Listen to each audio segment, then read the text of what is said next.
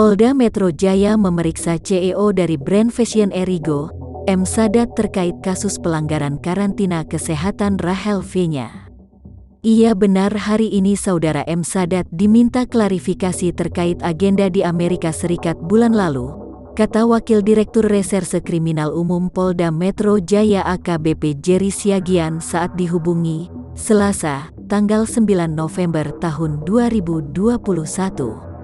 Brand Erigo diketahui sebagai pihak dari sebuah agenda branding fashion di New York dengan memberangkatkan sejumlah artis dan influencer. Rahel V-nya dan kekasihnya Salim Nauderer beserta manajernya Maulidah Hairunisa berada di AS pada September tahun 2021 lalu. Sepulangnya dari AS, ketiganya tidak menjalani karantina kesehatan sebagaimana aturan semestinya. Mereka menjalani karantina di RSDC Wisma Atlet Pademangan selama 3 hari dari jadwal seharusnya yakni 5 hari.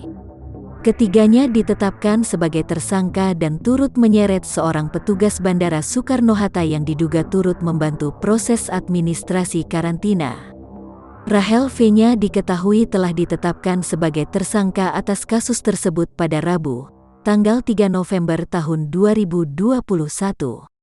Selain Rahel V-nya, manajer dan kekasihnya pun turut ditetapkan sebagai tersangka. Meski berstatus tersangka, ketiganya tidak ditahan. Polisi beralasan ancaman pidana mereka kurang dari 5 tahun.